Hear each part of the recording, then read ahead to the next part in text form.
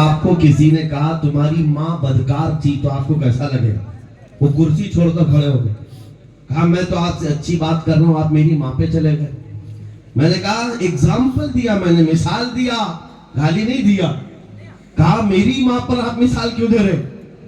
میں نے کہا آپ کو اپنی ماں کے خلاف مثال دینا بھی برداشت نہیں تو سنیے کان کھول کر، مسلمانوں کے لیے جذبات یہ ہیں، کروڑوں ماؤں سے زیادہ مسلمان اپنے نبی سے محبت کرتا ہے۔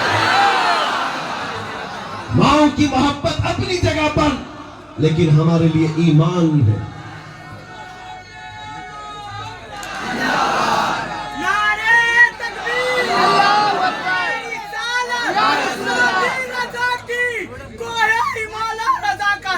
سبحان اللہ۔ عزیزان گرامی، نبی کریم صلی اللہ تعالیٰ علیہ وسلم کی مقام و مرتبہ کا حال یہ کہ وہ جان ایمان ہے۔ ہم سب کے لیے کیا ہے؟ جان ایمان ہے۔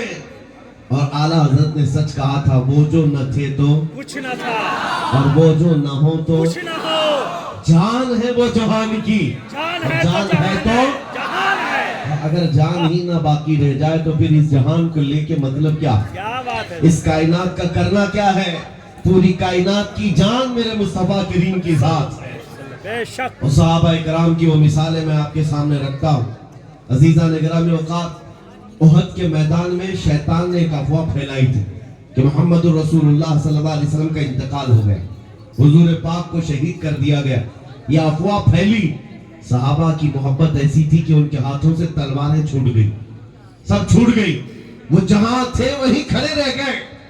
اس بنیاد پر کئی صحابہ کی شہادت ہوئی ہے، 70 صحابہ شہید ہوئے میدان احد میں۔ لیکن ان کے دل کے اندر کیا بات تھی؟ جب ان سے کہا جاتا اٹھو آگے بڑھو، تو کہتے کہ جب اللہ کے رسول ہی نہیں ہے تو پھر جینے کا مطلب ہی کیا؟ اس کے بعد زندگی کسے کہا جاتا ہے؟ نبی پاک صلی اللہ تعالیٰ علیہ وسلم کے ساتھ ہم تھے۔ عزیزان گرامی وقات، وہ ہر شے میں مصطفیٰ کریم صلی اللہ علیہ وسلم کے جلوے دیکھتے تھے۔ آج امت کا حال یہ ہے کہ ہم محبت کے دعوے کرتے ہیں، لیکن ہماری آنکھیں آج بے حیا ہو گئی، ہم کسی اور چیز کو دیکھ کر رات گزار رہے ہیں۔ آج ہمارے دلوں کے اندر نفسانیت غالب آنے لگ گئی۔